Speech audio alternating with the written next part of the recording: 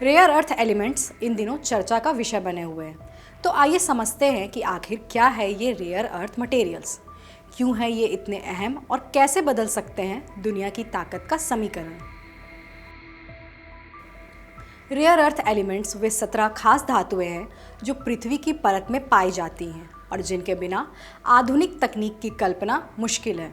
इनका नाम भले ही रेयर यानी दुर्लभ है, लेकिन ये धरती पर काफ़ी मात्रा में पाई जाती हैं। असली दिक्कत इन्हें धरती से निकालने और साफ करने में होती है, क्योंकि यह प्रक्रिया बहुत महंगी होती है और पर्यावरण को नुकसान पहुंचा सकती है। इन धातुओं में खास चुंबकीय, प्रकाशीय और इलेक्ट्रॉनिक गुण होते हैं जो इन्हें कई आधुनिक उपकरणों के लिए ज़रूरी बनाते हैं, जैसे मोबाइल फ़ोन के स्पीकर, कंप्यूटर की स्क्रीन, इलेक्ट्रॉनिक वाहनों के मोटर, पवन टरबाइन के शक्तिशाली मैग्नेट और यहाँ तक कि मिसाइलों में भी। दुनिया में इन धातुओं की खदानें कई देशों में हैं, लेकिन इन्हें निकालने और साफ करने की ताकत सिर्फ कुछ ही देशों के पास है और इस दौड़ में सबसे आगे है चीन, जो दुनिया के करीब 69% खनन और 90% रिफाइनिंग पर कब्जा रखता है। चीन ने दशकों पहले ही इस क्षेत्र में भारी निवेश किया और सस्ती लागत पर उत्पादन शुरू किया। इससे उसने रेयर अर्थ एलिमेंट्स को अपनी रणनीतिक ताकत बना लिया। कभी चीन के नेता डेंग शियाओपिंग ने कहा था, पश्चिम एशिया के पास तेल है और चीन के पास रेयर अर्थ एलिमेंट्स। दुनिया की दो बड़ी अर्थव्यवस्थाओं चीन और अमेरिका के बीच यह विवाद का सबसे बड़ा मुद्दा है। चीन कई बार इन धातुओं के जरिए अपनी ताकत दिखाता रहा है।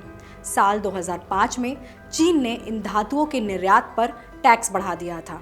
2012 में अमेरिका, जापान और यूरोपीय संघ ने मिलकर वर्ल्ड ट्रेड ऑर्गेनाइजेशन यानी WTO में चीन के खिलाफ मुकदमा दायर किया। उनका आरोप था चीन जानबूझकर सप्लाई रोककर दुनिया पर दबदबा बना रहा है। 2014 में WTO ने फैसला सुनाया कि चीन का कोटा गलत था। इसके बाद चीन को ये प्रतिबंध हटाने पड़े। अमेरिका ने तुरंत अपने आयात बढ़ा दिए और जब अमेरिका और चीन के बीच व्यापार युद्ध बढ़ रहा है, चीन फिर से अपनी रेयर अर्थ ताकत का इस्तेमाल कर रहा है। इसी के जवाब में अमेरिका और ऑस्ट्रेलिया ने एक समझौता किया है ताकि रेयर अर्थ और अन्य रणनीतिक खनिजों की सप्लाई चीन पर निर्भर ना रहे। भारत के पास वर्तमान में वैश्विक खनन और परिशोधन का 1% से कम हिस्सा है, लेकिन यह दुनिया के कुल भंडार का लगभग 6.3% नियंत्रित करता है। सरकारी आंकड़ों के मुताबिक देश में करीब 85 लाख टन रेयर अर्थ खनिज मौजूद हैं।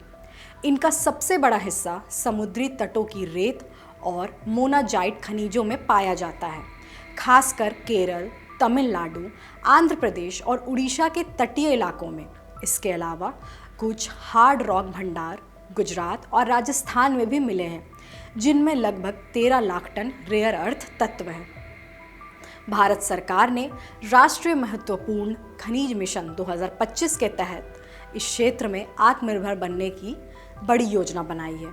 इसके तहत KABIL खनिज विदेश इंडिया लिमिटेड जैसी संस्थाओं के जरिए विदेशों में खनिज स्रोतों की खोज और देश में एक्सप्लोरेशन, प्रोसेसिंग और रिसाइकलिंग पर जोर दिया जा रहा है।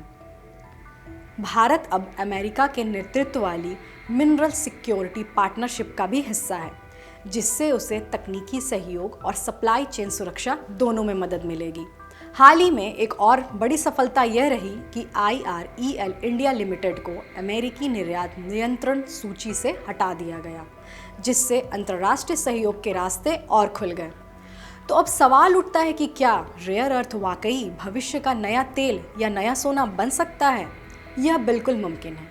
जैसे पिछली सदी में तेल ने दुनिया की राजनीति, अर्थव्यवस्था और उद्योगों को आकार दिया था, वैसे ही रेयर अर्थ एलिमेंट्स आने वाले दशकों की ऊर्जा, तकनीक और रक्षा शक्ति तय करेंगे। इन्हें ग्रीन ऑयल या टेक्नोलॉजी का गोल्ड कहा जाता रहा है, क्योंकि इनकी कीमत सिर्फ बाजार में नहीं बल्कि देशों की रणनीतिक ताकत में मापी जाती है।